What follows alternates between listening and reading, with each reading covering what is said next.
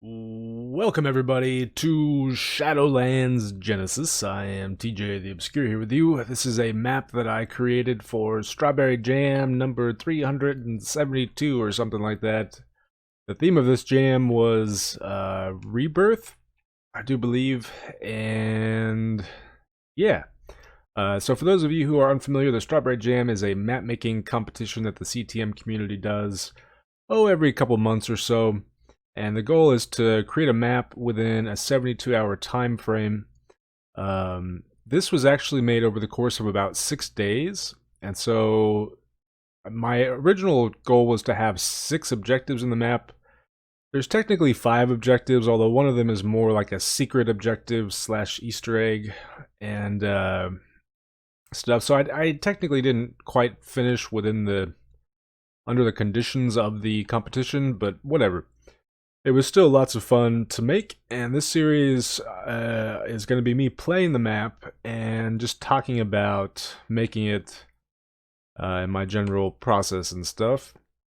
Well, this is the starting island, and this was actually the first thing that was created. Not the aesthetics here, just the first blocks that were placed in this map were here at the starting island. Just a few cylinders basically to give me a base of operations, a starting point that I could branch off from. I knew that I wanted it to be a kind of open world, floating islands over void type thing.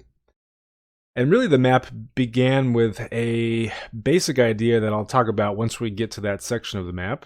But yeah, so this was the first kind of section that I built. Although the aesthetics, the stuff on top, everything else here was done basically at the very end of the process. I don't know why I do that, and I think a lot of people do that, where you save the starting area to the very end. I don't know, maybe I'm unique in that, but I do find that when I do that, I'm burnt out so much that the starting area kind of is not as good as it could be. But I don't think it looks terrible. And you can kind of, this is supposed to kind of give you a bit of a preview of what the general aesthetic of the map is supposed to be like. I was going for very gray, kind of muted tones, so you're not going to see a whole lot of kind of bright colors in the map. It's supposed to be a very kind of lifeless world, right? And there is lore in the map. I'm not going to read it, mainly because I'm afraid to read it.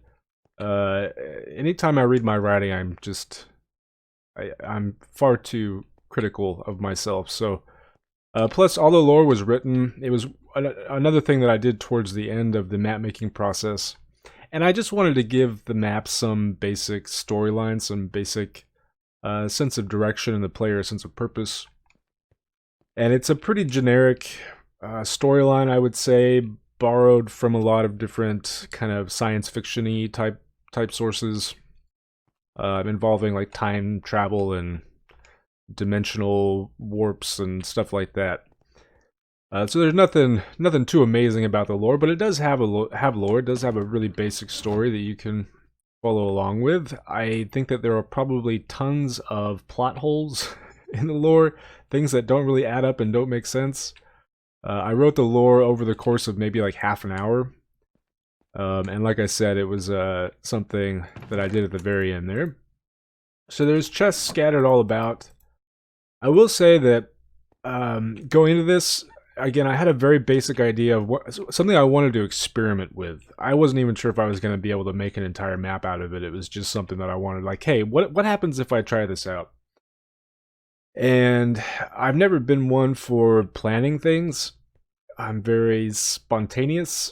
Like my writing process is very much, I don't do outlines.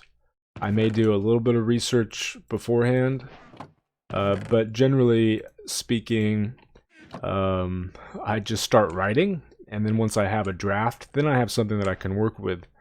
So this map is still kind of, I guess I would call it still in its drafting stages, and now that I've made this, if I were to make it again, I would have a much better idea of what to do and what I would change. And that's just kind of how I go about doing things. I think with map making, that process is not a good process, because you basically have to make an entire map before you can get to the actual finished product itself, you know? But I don't know, that's just me. I could probably do a better job of trying to plan things out. I don't know how anybody plans things out with Strawberry Jams. You would have to, I guess, start planning basically from the announcement itself, right? For me, it's like, okay, I got 6 days. I just start throwing blocks down randomly and just crazy. But whenever I started it out, I wanted it to be a lot more resource starved, I think, than it is. Like, there wasn't supposed to be a crafting bench, but I was like, I should probably add one. These weren't here originally, but I was like, I should add some way for the player to get sticks. The coal wasn't here originally. I wanted to really limit the number of blocks that a player could access. I don't know, I feel like blocks can be quite powerful. And so limiting how they can get around the map I thought would be interesting. But most of the early plans that I had for the map just didn't really pan out because I think it would work well for me, but probably not for the vast majority of players. So, yeah, you know, I think there is actually smooth stone in here somewhere. Maybe, or maybe it's just andesite. I thought I had left a little bit of smooth stone just in case the player really was desperate. They could go and get some. But it is down below. I'm playing with a lower render distance, and there's a reason for that. I think it works better for the map as things are kind of slowly revealed. Although it does limit the view distance of the stuff up top here, I guess. But I kind of like the fog and the way that the structures are kind of slowly presented to the player, because if I turned up the render distance, you could basically see the entire map from the start, you know? The natural spawns are turned on about right here after this dark spot. Initially, there wasn't a lot of light here, but the spawns were too dense, so I had to light it up. Oh gosh. I feel like I missed... Yes, I did miss a chest. And I've playtested it a few times. Interestingly, the first time I played it, I did really well. And made it, I think, to the second to last area without dying. Since then, though, I've been dying on the first area a lot. So it certainly needs a lot more balancing. And there's one area that I think I would probably need to redo completely. Because I went about building it all wrong. It was very much a last-minute addition to the map. It was just like, oh, well, that might be interesting. It doesn't really fit with the rest of the gray theme or anything. To give you a sense of the lore, though, the starting book just basically, I don't know. Maybe I should read it, I guess. Nah, okay. Oh, there's my daughter. But so it's post-apocalyptic. Something has clearly gone wrong, right? You can see the world is kind of disintegrating before our very eyes. There's danger all about, and we need to basically try and figure out what happened here. You know what? Oh no, I wanted you to explode there, guy.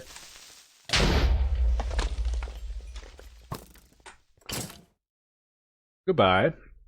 That's one thing I hope the player does, is to make use of the ledges and stuff to knock mobs off. I think, especially early on here, that's one of the easier ways to deal with the natural spawns and the spawns from spawners. Okay.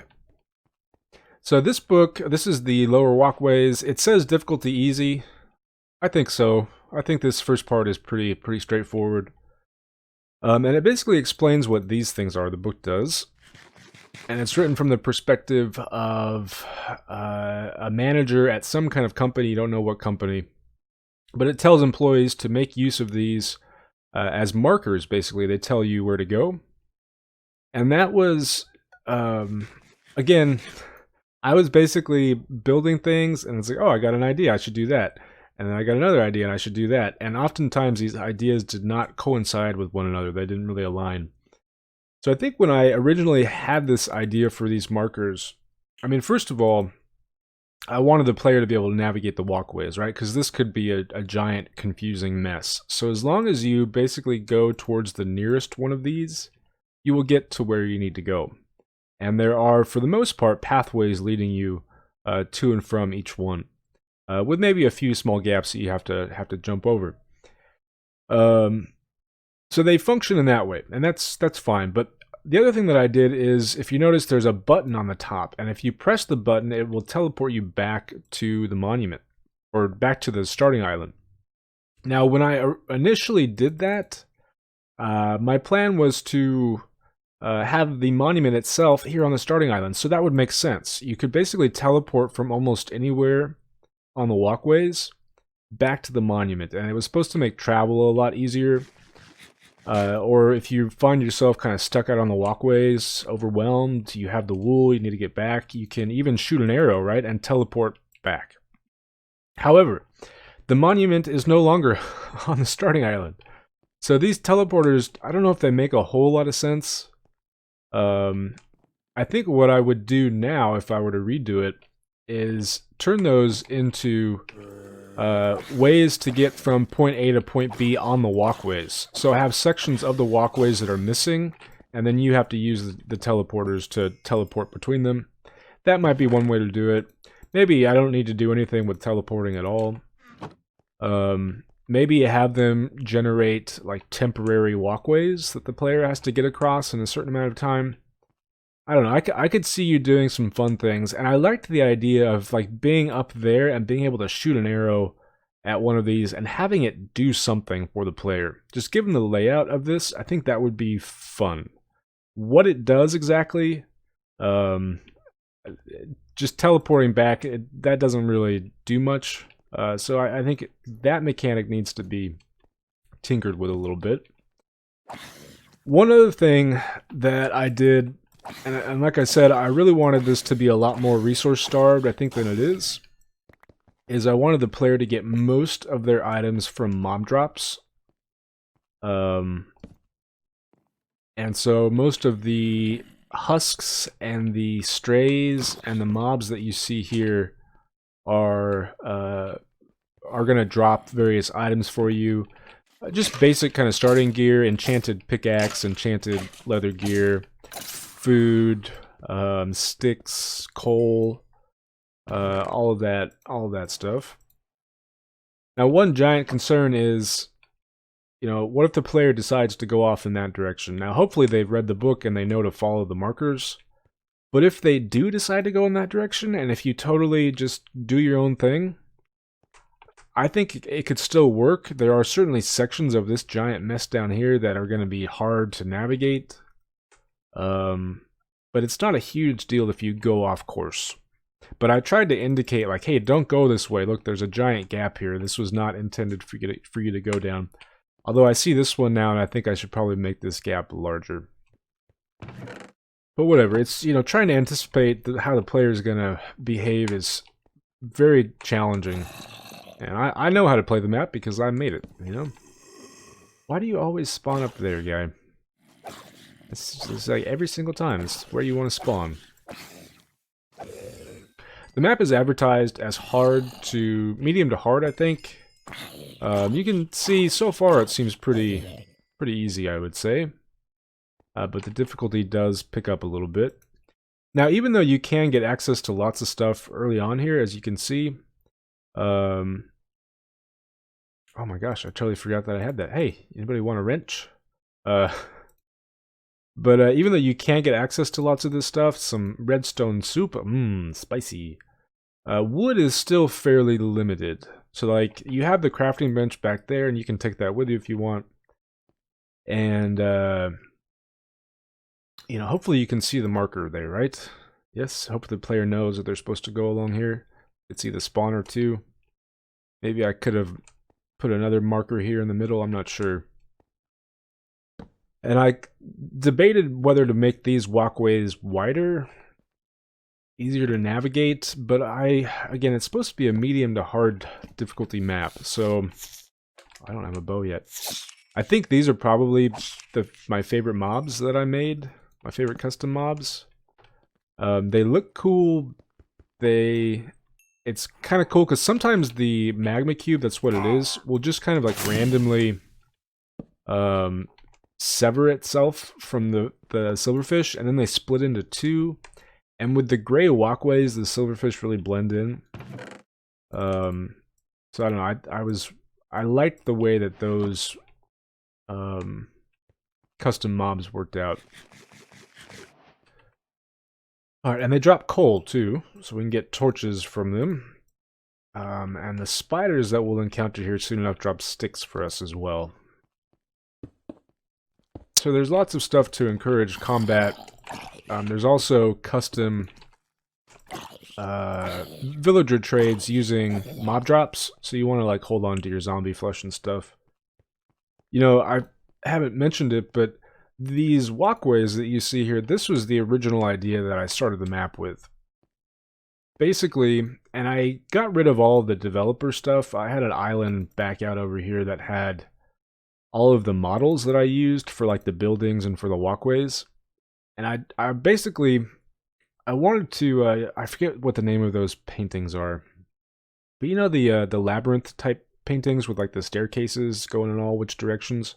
I wanted to create an area like that because I love narrow walkways. I love that kind of gameplay, right?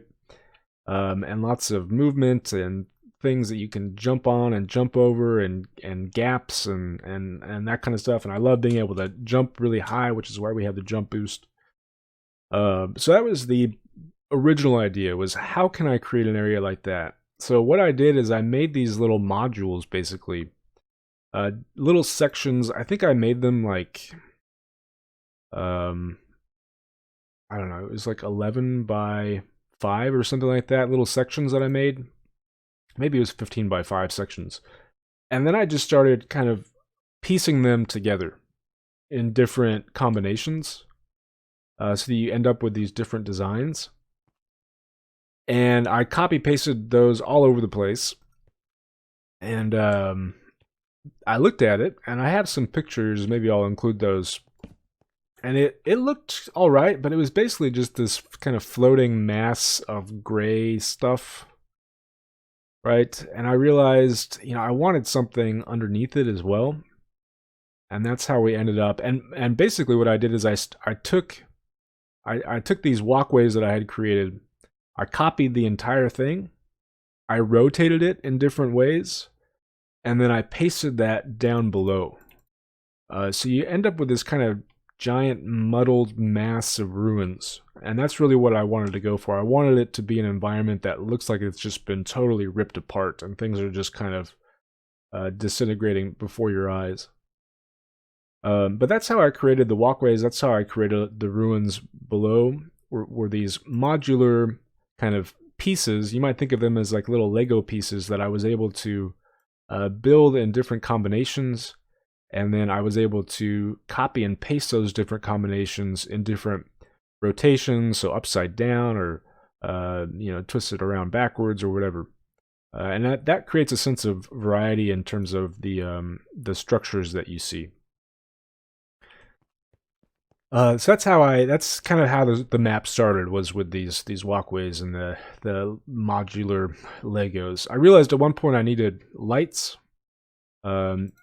And so I went around, I added these to some structures to make it look like kind of like power lines or large fluorescent lights. I don't know. I don't know what you would call it. I guess that guy already spawned. The gold. I haven't really talked about the gold yet. So, like I said, there's custom villager trades. And you can use mob drops, but there's also gold hidden around the map that you can use to get more powerful gear. And I wanted the gear to be really, you know, I think there's one piece of diamond gear in the map that you can get. There are diamonds that you can get, but you have to preserve the spawner. But I didn't want player to get too powerful, you know? You can there are a few anvils, there is a little bit of iron so you can make your own anvil. But getting like protection 4 diamond gear is going to be basically impossible here. We're just going to grab that one and ignore you. But yeah. What else? Trying to think if there's anything else I want to comment on this episode.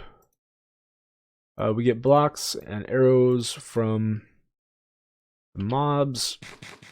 I think food is maybe a little scarce as well, and I could probably throw in a few more pieces of bread. It's always something that's hard to balance, you know. Oh, give me some coal, you guys. Thank you.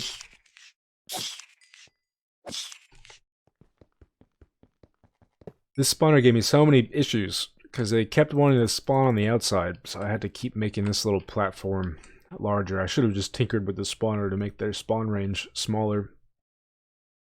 As far as my general process goes, I started with building the terrain itself and the structures, and then from that I moved on to mob design and spawner placement, and then command block stuff and lore, I think was the last thing that I did. I spent up till the very last seconds tinkering with some of the mobs in the later areas. Here, let's do this how I kind of intend the player to do it. Alright, trap goes off. Not really intended to kill the player, as you can see. You're not gonna fall down even if you do get trapped in it, and the explosion shouldn't harm you too much because there's blocks protecting you. It's more supposed to create a kind of where you get trapped on this little island and you don't know where to go kind of thing. Give me some more of that yummy yummy redstone soup, you guys.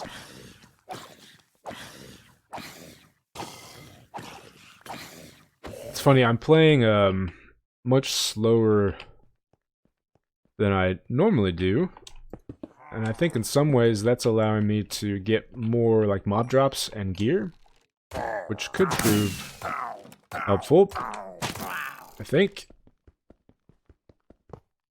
And those guys are maybe a little stronger than I wanted them to be. Okay, so one thing we could do, and you know, it was sections like these where I was like, do I want to put a sign here telling the player to go that direction? Instead, because there's 2 markers here, right? You can go that way, you can go that way. I hoped that it would be obvious, like, hey, there's a giant castle over there, you should definitely go in that direction. But just to make it clear, in the lore book at the very start, the manager who's speaking to the player, you know, kind of hints at the fact that there is an objective here, and that the player should go there next. So I was trying to really give the player direction, because again, it kind of looks confusing, right? It could be quite overwhelming. So this is where we want to go next. But I think we'll probably save that for next episode. And yeah, it's been a while since I released a video, and it's just kind of been crazy. A few days before Christmas, one of my wife's coworkers was tested positive for COVID, and so I think I talked about this in another video. And so we were quarantining, right, for 10 to 14 days or whatever, just because we didn't want to risk anybody else getting it from our family, especially like my dad or somebody. And that meant that we were quarantined for Christmas, you know? I need to give out another sword, I think. And it was kind of unfortunate, but at the same time, at the same time, sorry, I lost train of thought. It was rather unfortunate because, you know, my kids, Christmas, we were stuck at home. They didn't get to do any of that. We still did our own stuff here at home. My mom brought me groceries so that I could cook a decent Christmas dinner. I made salmon and stuff. And then a couple days after, it was this last Sunday, my wife noticed Saturday night she couldn't taste anything. So Sunday she went and got tested and tested positive. And so that means that I've likely been exposed to and am probably positive as well. And also means that we're going to have to, gosh dang it, okay, I forgot that I was going to save this and do this next episode. That we're going to have to quarantine an additional 14 days at least. And hope that, we both do all right. My wife, so far, her main symptom has been loss of taste and smell. So she's not, she had kind of minor nasal congestion, but that's about it. So we'll have to see, but it's been tough, and I can't even do like grocery shopping or anymore. My mom is really having to help us out now, and I know we're all getting kind of cabin fever because we've been locked up now all together since my kids haven't even seen their grandparents or anything since a few days before Christmas. So yeah, but I do hope to get some more videos out to you. We're going to be continuing this series. I will probably start another map too. But yeah, anyways, you guys, that's going to be it for me for today. Thanks for watching, everybody. Hope you enjoyed, and I will see you next time.